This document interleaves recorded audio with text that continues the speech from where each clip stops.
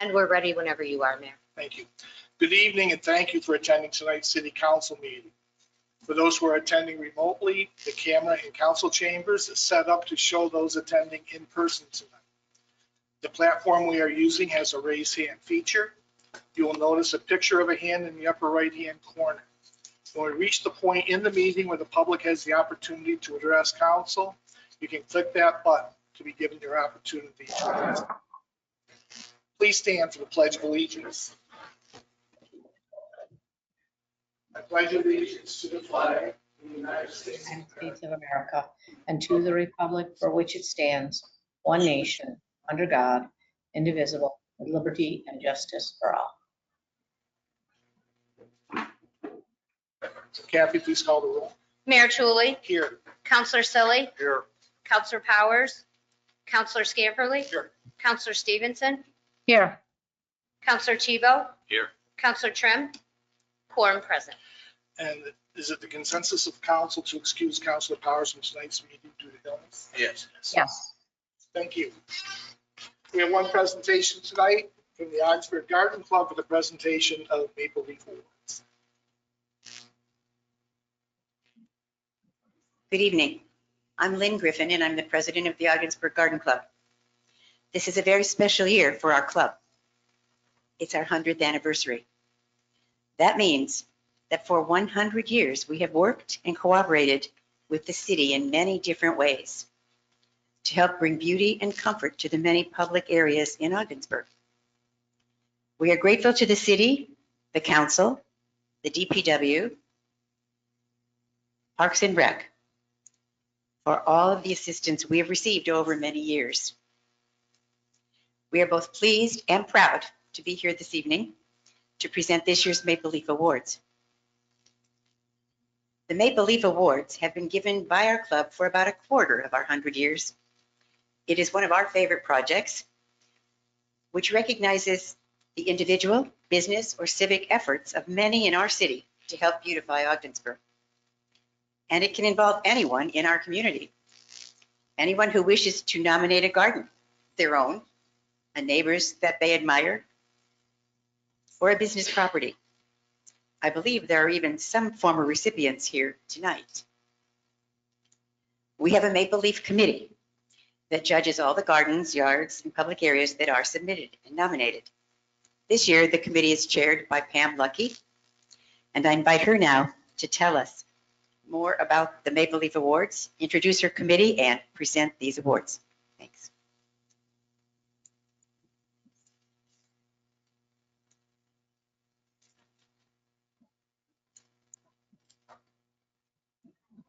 Good evening, and thank you for welcoming us to the City Council meeting.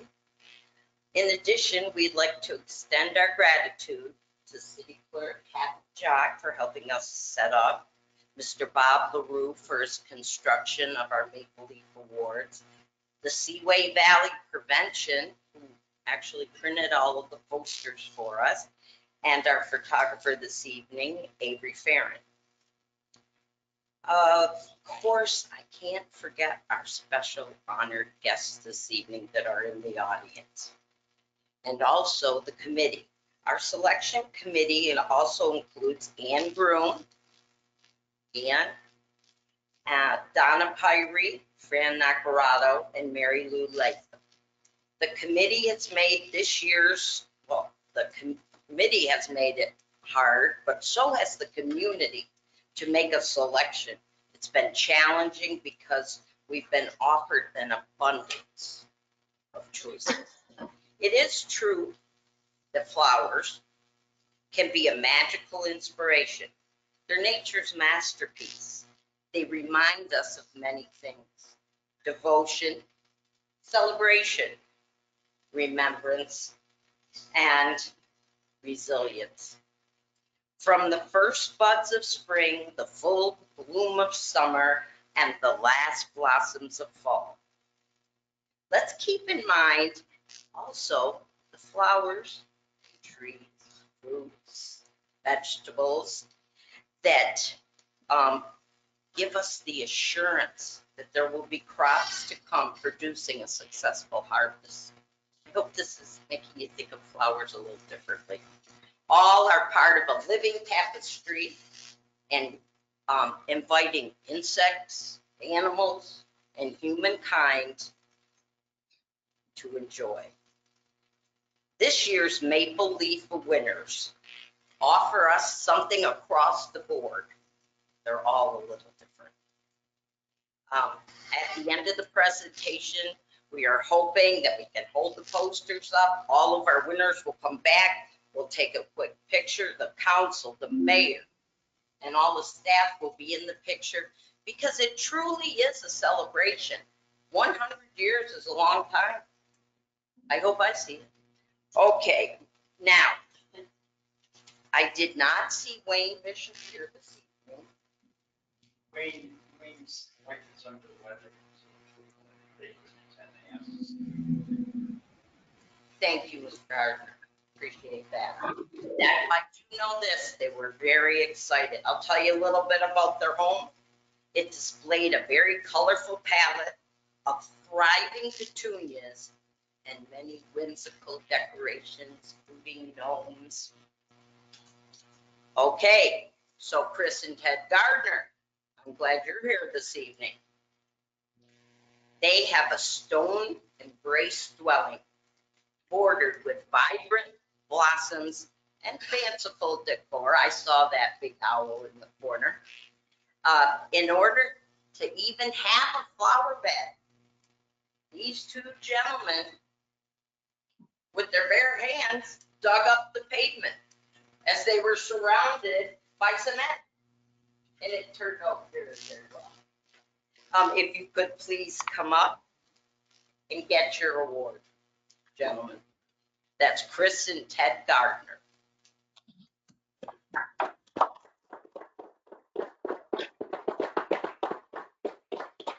And if you'll stand by your poster, their home is the one on the bottom with the big G. And it's on 4th Street. Also, a little note that I would like to share regarding the neighborhood is that Wayne Bishop and these gentlemen also, they have somewhat of a neighborhood project to provide a vision of rock and pedal prestige all around the neighborhood. And it's noticeable, gentlemen, it's noticeable. Thank you.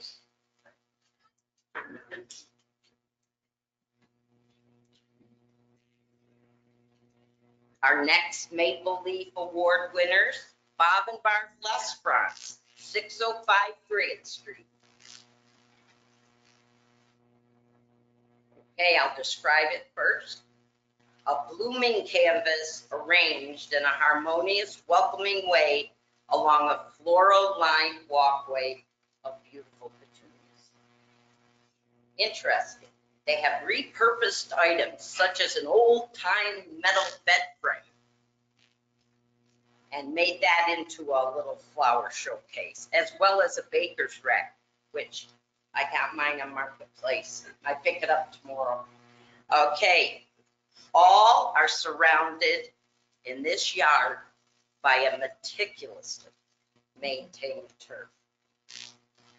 But Barb, if you come up and get your award.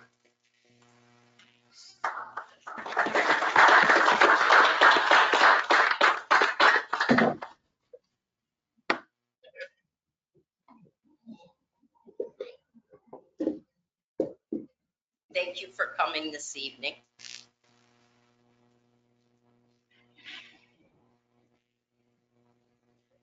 And their home is on the top right of this last poster.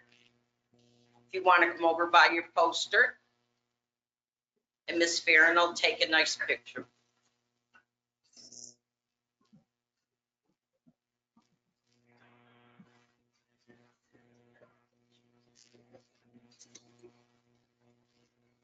Thank you.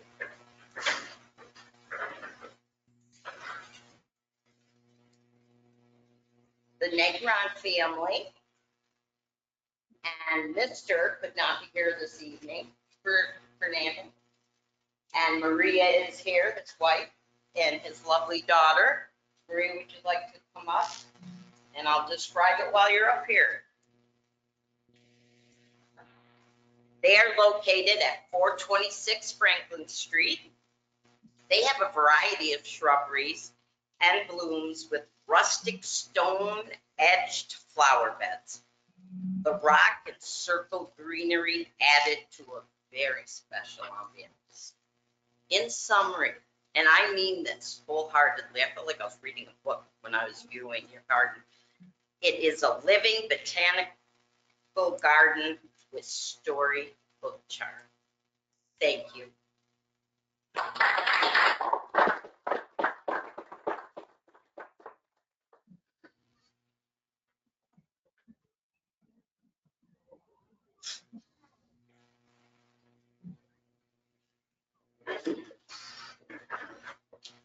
Thank you.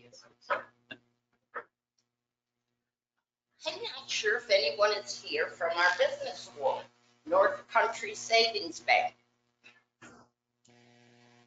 Well, we'll all just have to go to 401 Caroline Street, and I imagine you'll pass it. And it was beautifully done this year. It has a welcoming trellised entrance with a diverse bloom spectrum arranged on stone shelves. Each layer contains a different shrubbery. I noticed the hydrangeas or snowball bushes are in bloom right now. Also, you can see that you'll be welcomed by the two benches out front and all the blossoms that are around it. So maybe another time we'll get their picture. Okay, last but not least, the Municipal Maple Leaf Bloom Civic Award goes to the Ogdensburg Department of Public Works, Biskie Center. And could Jeremy McDonald and Tyler Moore and Harrison Word. And I see your boss over here in the corner sitting there. I know. Oh.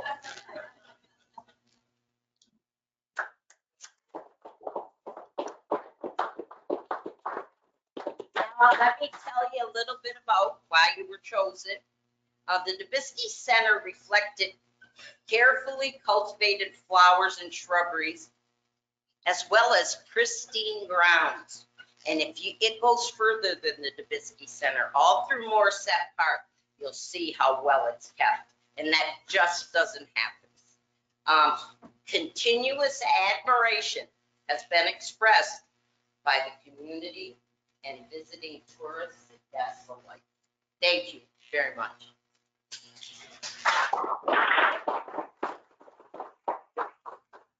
Okay, wait, we have some, actually, I have to take that back. Harrison, could you bring me that award? Yes, you have to come back. I'll take it back. We have something different that can be hung wherever you feel it may be needed. And we'll present officially.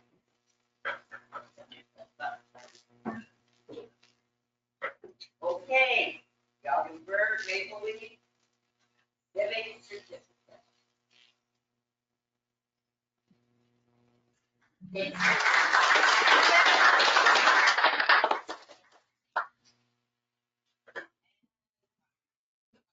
Three more sentences and I'm done. Now, okay.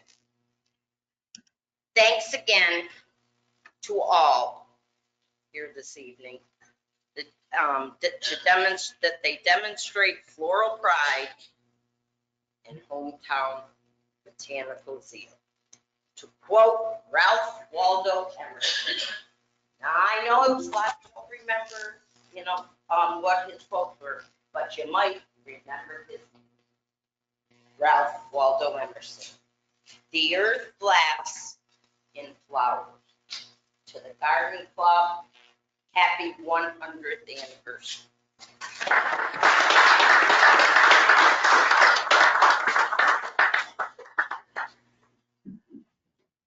Thank you, Linda. Thank you, Pam, and your committee. Congratulations to all the recipients, award recipients this year. Certainly you should be proud of the work that you've done to help make the city as beautiful as possible. Want to thank all others who were nominated for consideration. You can see the great effort throughout the community as you drive around of people trying to make their homes look nice, their businesses look nice for the betterment of our community. And again, special recognition to the Augsburg Garden Club. You know, not many organizations last 100 years, and it takes a lot of dedication for a lot of people over a lot of generations, and it's just really, really nice to see the Garden Club continue to flourish. So thank you for your efforts and for everything you do for the community. One last thing, we all get in the picture, including council. I'm not serious. And we'll hold these, yeah, if you want to come up front here, we'll hold these in front of us. Our flower, mind come down one more time for group photo?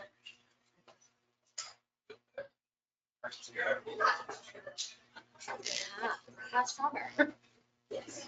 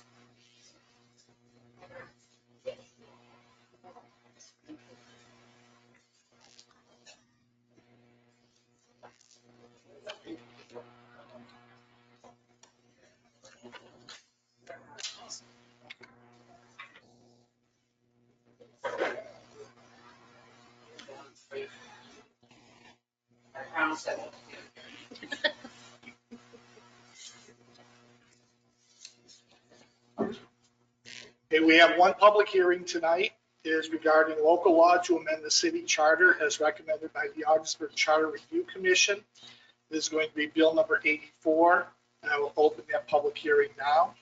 If anyone attending in person would like to speak regarding the public hearing, please come down to the podium and you will have 5 minutes to speak.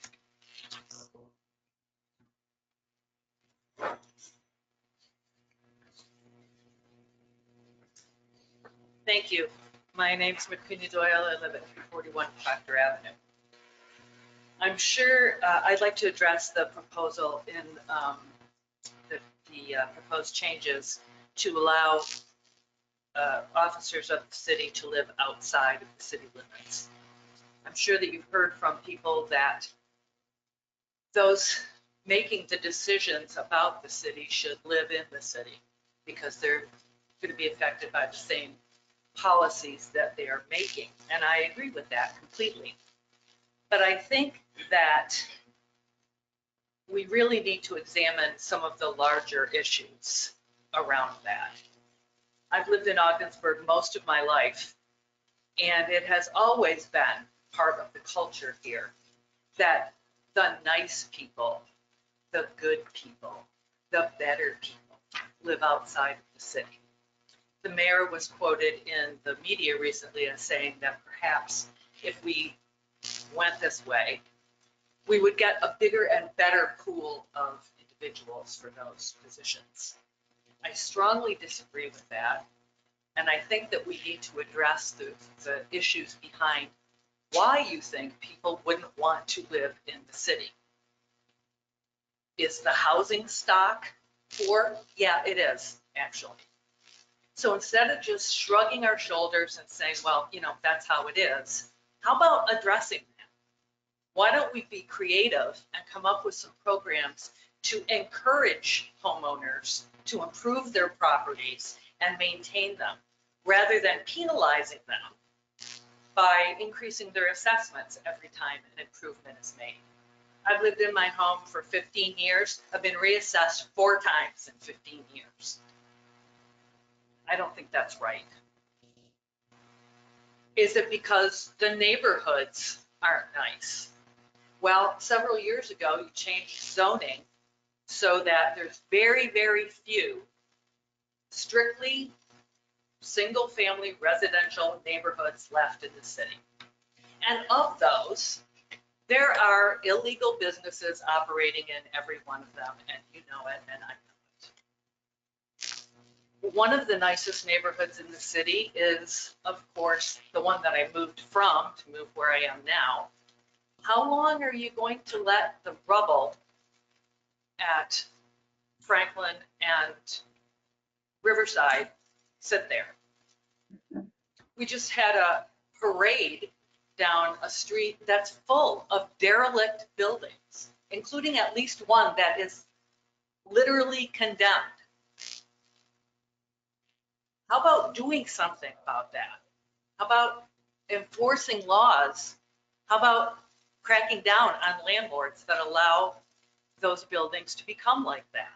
Yeah, it's going to take some hard work. It's going to take some creativity, but I think that we can do that. And in terms of economic development, it's well known, a tenet of economic development is that retail follows roofs. Make this a nice place to live, and businesses will locate here.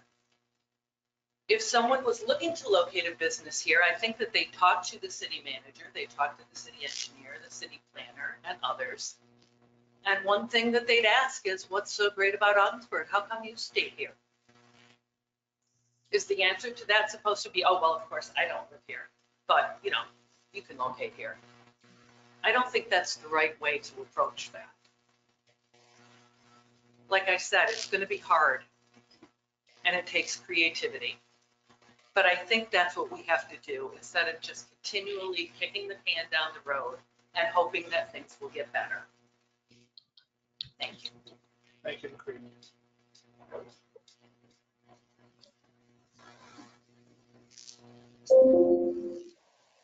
Kit Smith, 27 Gilbert Street.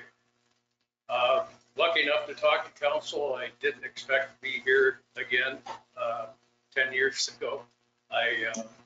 Actually 11 years ago, I retired. So almost 17 years director of public works.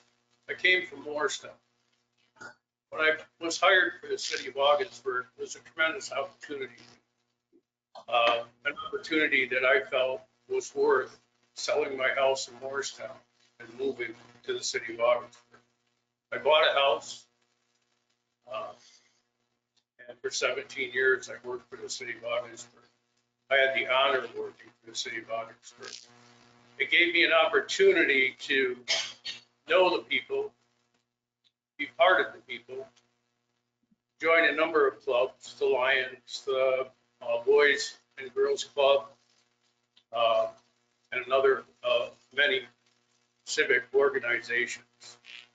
I really feel that the residency law should stay. I don't feel that you can be a good department head without being a part of the community. As you can see, I'm not as good speaking as I used to be, but I'm giving it my best shot.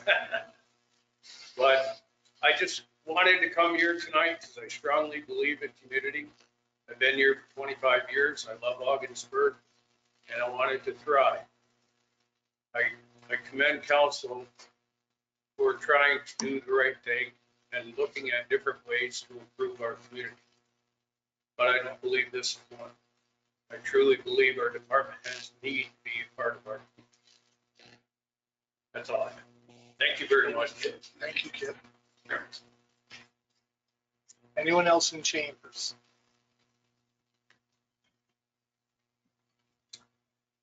Now, if anyone attending remotely would like to speak regarding the public hearing, please use the raise hand feature in the upper right-hand corner of your screen, and you will have 5 minutes to speak. The first individual is registered as Greg McNamara, although Mr. McNamara does not have an audio connection on the line that he has his hand raised on. I see that he has another login with an audio connection. With your permission, Mayor, I'll switch over to that one. It's not the one with the hand raised. That's fine.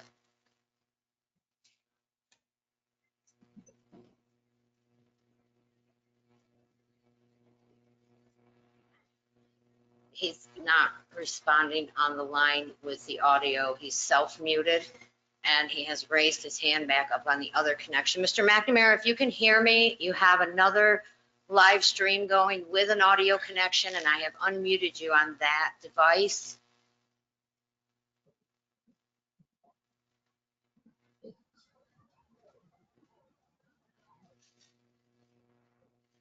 He's still showing as self-muted, sir, with no audio connection on the raised hand line. Right, let's see if there's anyone else who wants to Yes, speak sir. remotely, please. I do not see any other hands raised, Mayor.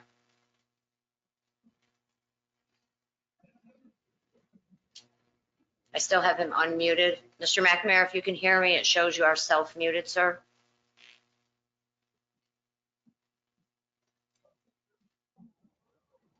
It doesn't appear that it's going to connect, sir. It seems as though he's logged in another device without an audio connection. Oh, wait, I believe he's trying to call in. One moment.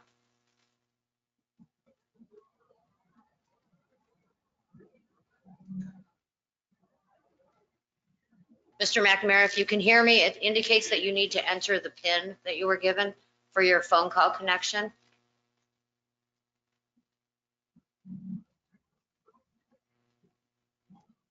I can't unmute him until he enters the PIN, sir, just so you're aware. It's showing it up on the screen right now. Mr. McNamara, if you can please follow the instructions that Kathy's giving you so we can try to hear your comments in the public hearing.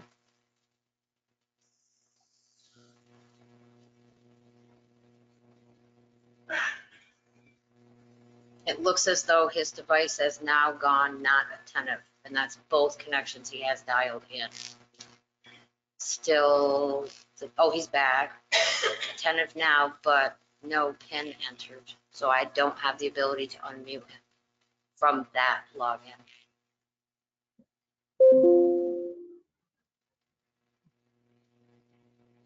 So I have no connection that allows audio. No, sir, it says attendee cannot be unmuted until they enter their PIN. Click to send their PIN. I mean, I sent the PIN.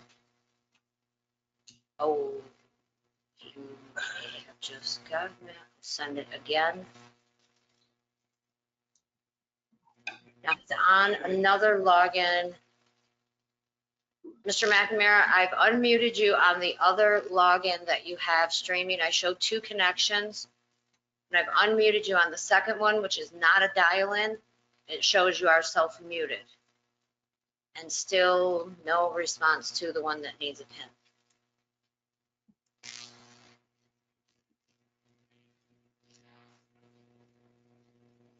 I'm not sure how you want to proceed, sir. Right, well, due to the technical problems we're having, if no one else is in the queue, Let me check one more time. I do not see any other hands raised. so I declare this public hearing closed. That brings us to personal appearance. At this time, if anyone attending in person would like to address council, please come down to the podium and you will have 5 minutes. Now, if anyone attending remotely would like to address council, please use the raised hand feature. The city clerk will recognize and unmute one person at a time, and you will have 5 minutes. I do not see any hands raised, Mayor. That brings us to correspondence. Do we have any correspondence? We do not. Next, we have our consent agenda. that the claims as enumerated in general fund warrant number 15-2025 in the amount of $532,156.28, and library warrant number 15-2025 in the amount of $0, capital fund warrant 15-2025 in the amount of $0, and community development fund warrant number 15-2025 in the amount of $0, and community renewal fund warrant number 15-2025 in the amount of $0 as audited, be and the same hereby are ordered paid. I so move. Second. Kathy, please call the roll. Mayor Tulley, Yes. Counselor Selly, Yes. Counselor Scamperly, Yes. Counselor Stevenson, Yes. Counselor Tebow, Yes. approved. We do not have any appointments tonight, so that brings us to items for council action. Our first item of business will be read by City Manager Fonda Cronis. Thank you, Mr. Mayor. A local law to amend the city charter as recommended by the Ogdensburg Charter Review Commission. Someone care to introduce this bill? Is there a second? Just an introductory comment tonight. Introducing Bill number 84 allows City Council to begin discussions on proposed changes to the local law recommended by the City Charter Commission. However, no action to amend or to adopt the resolution as is or as amended will be made tonight. It is the consensus of council that any action to be taken should be with all councilors present. Recognizing many of you are here because of your interest in Bill number 84, as I stated, we will now start discussion on the bill. Once our discussion ends tonight, action will be taken to table Bill 84, and hopefully council can complete its work on it at the August 25th City Council meeting. So with that, I'll turn it over to any councilor who would like to address any aspect of the bill.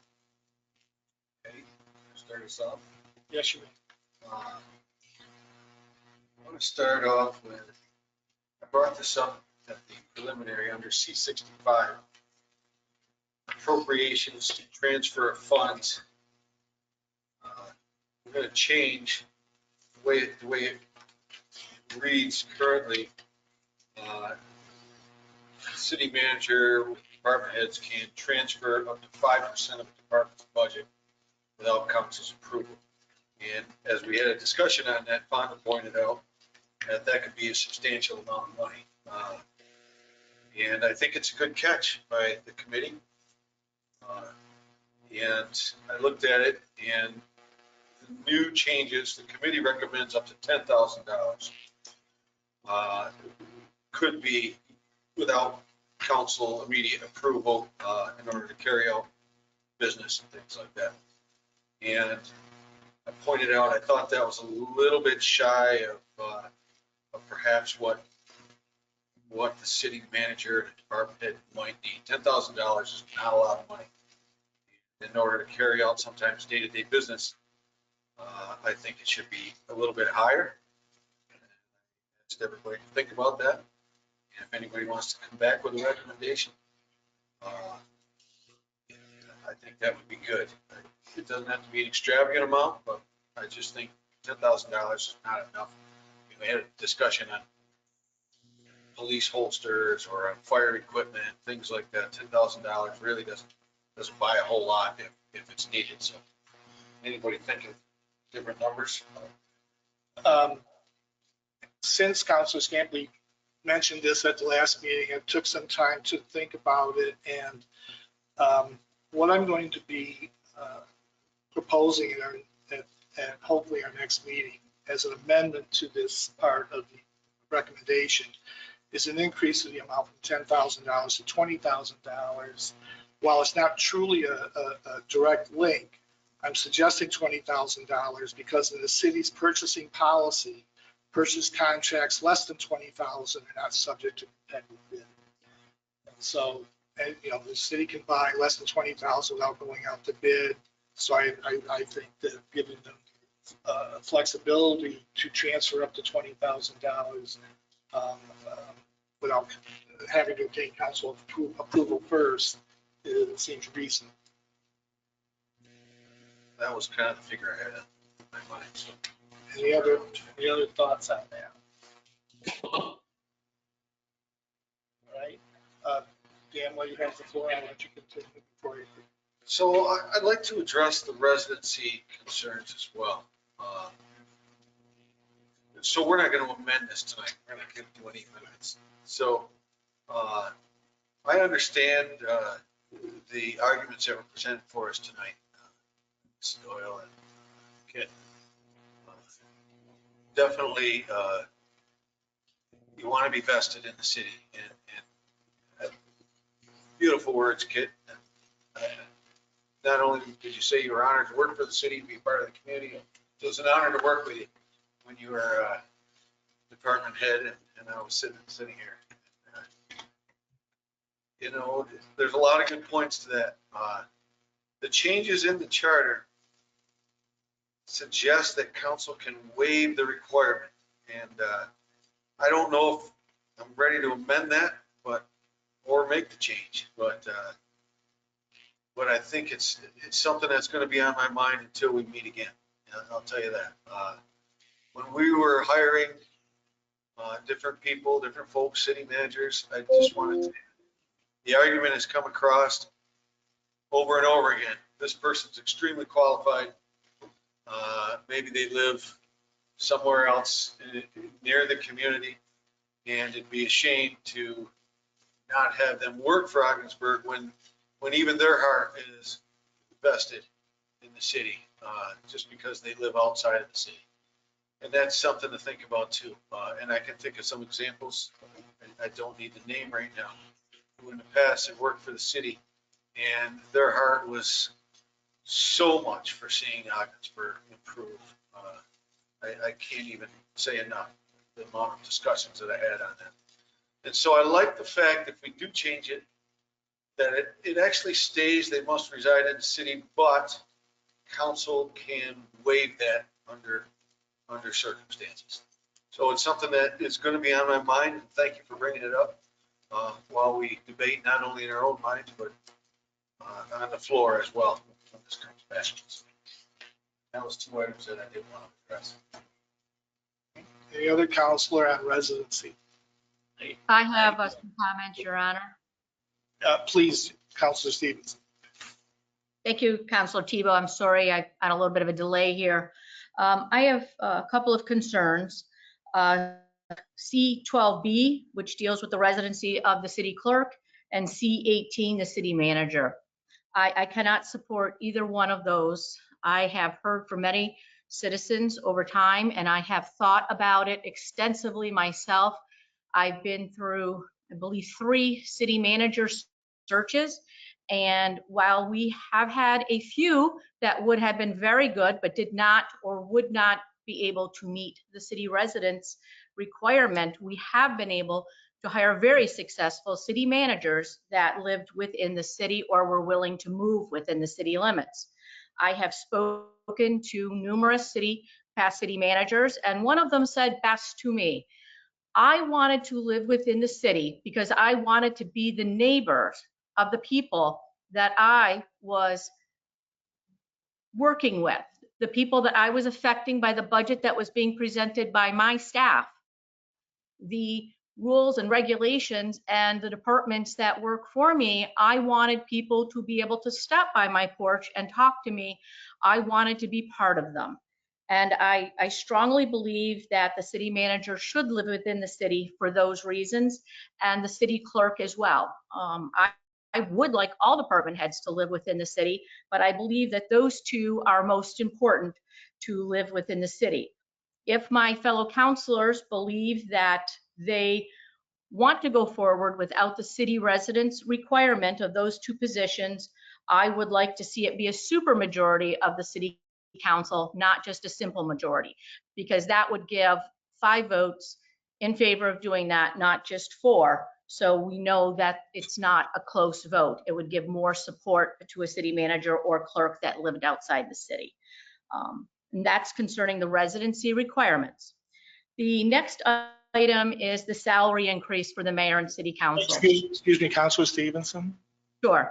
Can we just stay on residency now until all on council has a chance to speak to that, and then we can We talk? certainly can. Thank you. Yes, I think department heads should live in the city. Like Ms. Doyle said, you should have a vested interest. You should be able to, and Councilor Stevenson, you should be able to go up to someone's house, someone's neighborhood. If you're going to represent the city, it's hard for a businessman to come in and say, well, why don't you live in the city if it's so great? I just think that they want to live, if they want to work for the city of Augsburg, they should have to live within the city limits. That's just how I feel about that. That's it. I'm generally in favor of maintaining the residency requirement, but I agree with Councilor Stevenson that perhaps a waiver by a supermajority might at times be way to go. We also have to remember that state law states at this time, without some home rule legislation, that certain department heads have to live in the city. And state law also says that we cannot require all employees to live in the city. So we have to think about that as we go along with that. And I can't help but hark back to a couple of years ago, we had a city manager that the council, in violation of the city charter, allowed to live in another community. And it didn't work out so good. A couple of observations, a little bit of background behind the discussion with the commission in making the recommendation. Municipalities across the state have been struggling to fill appointed official positions for a few years now. And there have been several actions taken by municipalities legislatively to have the residency requirement waived. The Attorney General has now offered an opinion that cities may expand the residency requirement simply by adopting local law. And so it was at the request of council that the Charter Commission reviewed this. The council, in its communication to the commission, requested some flexibility with regards to the residency issue, which is, I think, in part is one of the reasons that the commission made the recommendation that it did to us. In the legal opinions and the court judgment shared with us by NICOM, determining that we could act through local law.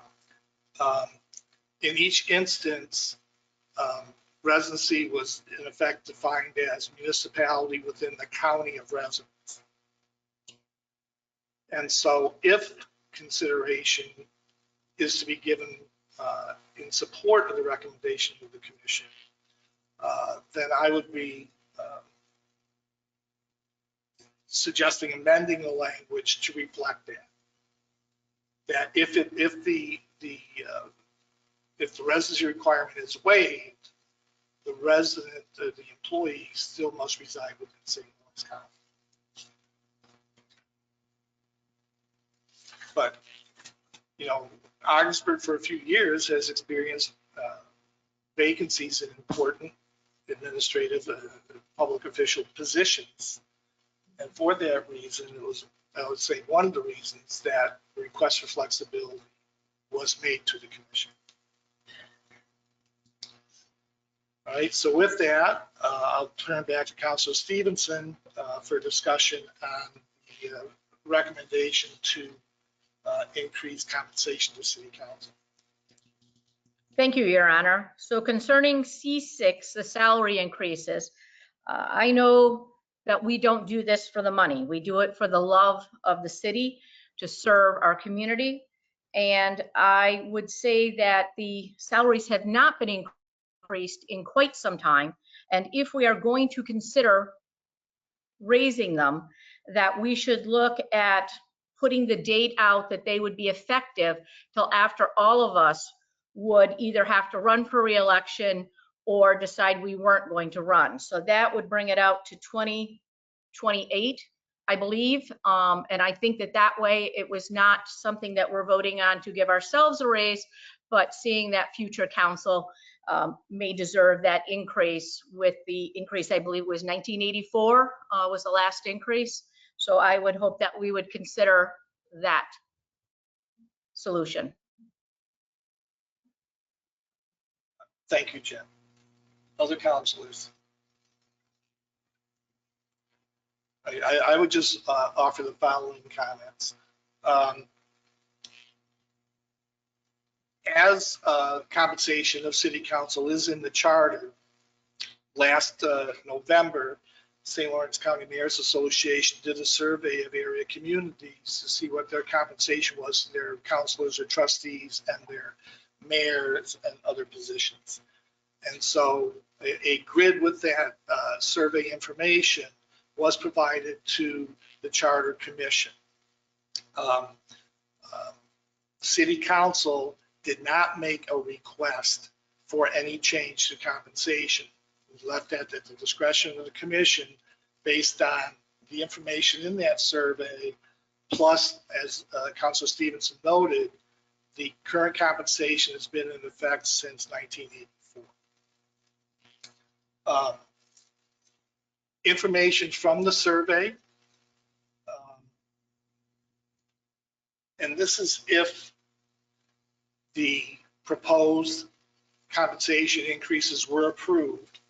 And this is a comparison with Potsdam, Canton, Messina, Govan, Warren, and Ogdensburg. So, 5 communities somewhat similar in nature versus the smaller villages. The current trustee councilor salary range among those 5 communities is between $3,500 and $8,100, with Ogdensburg being at $3,500 level. The mayor's salary range is $7,000 to $17,000. Ogdensburg, again, currently the lowest at $7,000. An increase of the trustee councilor's salary as proposed would find Ogdensburg's new salary of $5,000 to be $770 below the average of the 5 communities. And an increase in the mayor's salary as proposed would find Ogdensburg's new salary of $10,000 to be $1,800 below the new average for these 5 municipalities. So those are the statistics that I think influenced the commission to make their recommendation to us. I should double back for a minute, as was pointed out by Chairman Jim Morrison at the last meeting. Residency was the one issue in the Charter Commission where the recommended action did not have the unanimous vote of the commission. So just as it is in our discussion tonight, it is certainly a very sensitive issue within the community. All other recommendations, I believe, were unanimously supported. Okay.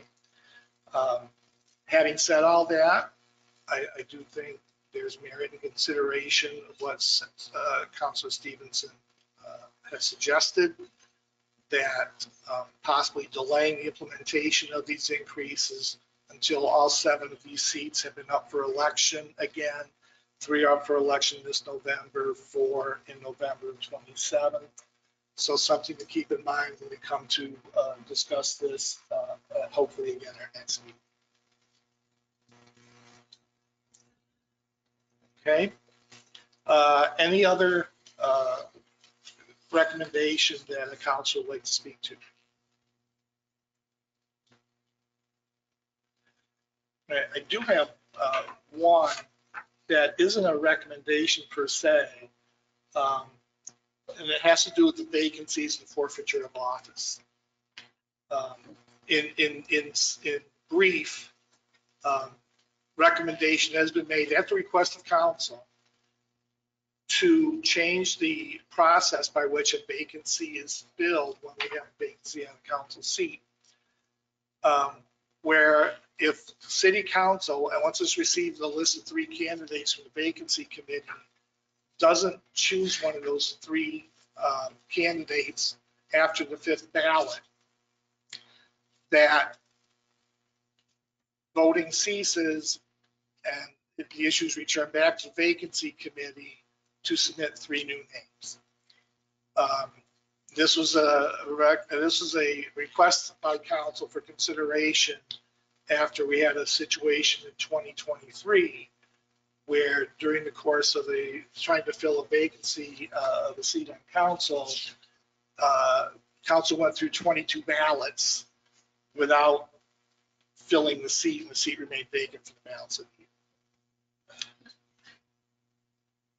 The question that was posed to me by a member of the vacancy committee, and more concerned maybe about a recanvass after the first attempt to try to fill the seat, is what happens if 3 candidates don't come forward. And so it's something we need to think about addressing, not only with a second canvas or more, but possibly even with the first canvas. I mean, it's never happened, but and there are certain timelines involved with the responsibilities of the vacancy committee to act and for council to act. In simple terms, my own thought is that if the vacancy committee, by the deadline imposed, doesn't have 3 candidates to recommend, that the deadline becomes extended until such time they do have 3 candidates. And at that time, they forward the names to city council for consideration. City council would have to wait at least 7 days to have a meeting to take action. Right now, there's a 7-day requirement within the current language, and so that will maintain the philosophy of that waiting period to give the opportunity for time for the community to be informed of the 3 candidates and what their qualifications might be if the public was to make recommendations to council. So it's something I think we need to talk about and possibly address within the new language suggested on vacancies. Mayor, this entire vacancy process to me seems extremely cumbersome. I think most communities, and I believe at one time Ogdensburg, when there was a vacancy, that the potential applicants applied directly to the council. And in many towns and cities, they apply directly to the governing body, and they make the decision that way instead of going through a vacancy committee. And I understand that, at least I believe that the vacancy committee was established in Ogdensburg after we had a vacancy that the city council acted on without that type of input. And I don't know exactly when the charter was changed, but again, to me, it's a very cumbersome process. I'm not sure that the old way was good or if the proposed solution's any better. Something I have to think about too. So. Thank you. Any other comments? Having recently been a part of that process, I can't imagine 22 votes. 22 times that, I would have withdrawn my name. That's long. That's 5 is good. I'd stick with 5, but yeah, I can't imagine 22. Well, at one point, they were down to 1 candidate. Candidates still couldn't get 4 votes. I know from personal experience. Yes. And it seemed like there were some mistakes made by council. Maybe we wouldn't have that. Well, I think, it's been determined by the city attorney that the appointment doesn't have to go through resolution, just through a canvas vote by council, so that a majority doesn't necessarily have to be for. Right. So. Okay, that was the last topic I had for discussion tonight. Any other discussion on the Bill 84? All right, hearing none, I make a motion to table Bill 84. Second. Kathy, please call the roll. Counselor Scamperly? Yes. Counselor Stevenson? Yes. Counselor Tebow? Yes. Mayor Truly? Yes. Counselor Silly? Yes. Tabled.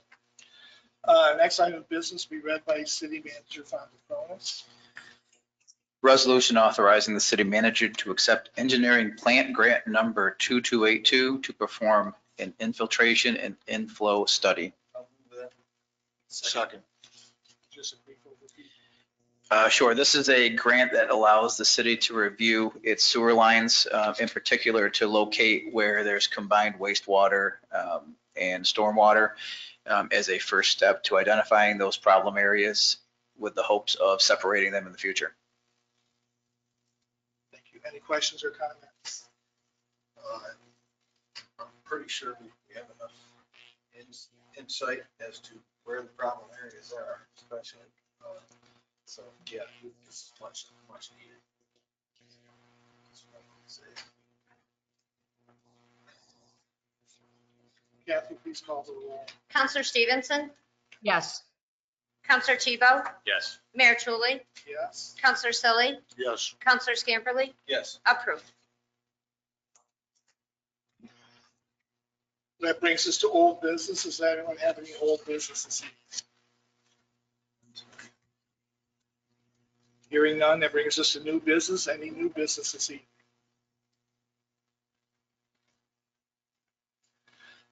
Items for discussion.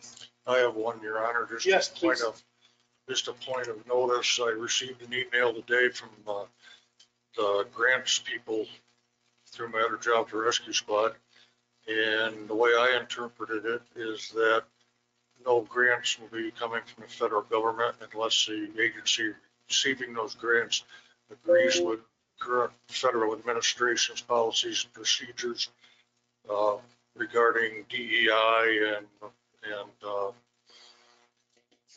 other policies that they've implemented and are formulating.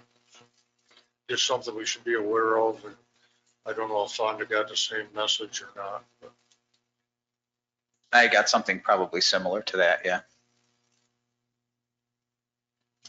Thank you. Anyone else?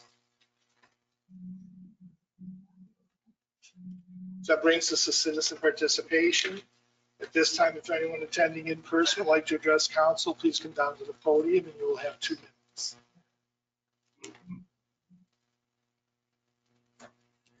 Now, if anyone attending remotely would like to address council, please use the raise hand feature. The city clerk will recognize and unmute one person at a time, and we will have 2 minutes. The first individual is registered as Greg McNamara, and I will unmute that individual now. It appears you are self-muted, sir. Hello, can you hear me? Yes, sir. Hi, sorry I missed you all earlier. This system we have, the remote system, it's garbage. The audio, video, everything. It's garbage. We got to look at Watertown or neighboring areas, what their videos look like on YouTube. They tenfold us. We got to work on that.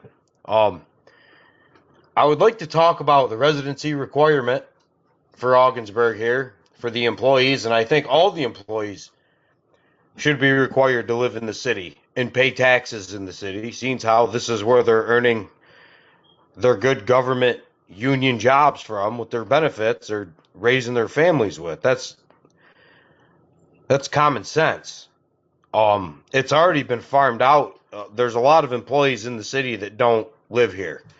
And I mentioned before, have any of you looked into the fact that, since you went after the daycare providers for having water for infants that they look after, want to give them charges, have you attempted to see, is there a list of city employees who don't live here, who live in Lisbon, Huvelton, Oswegatchie, Morristown, wherever around here, that travel here to work every day, and what they pay for the property and, the homesteads that they live in those other towns and villages, and what that number actually is?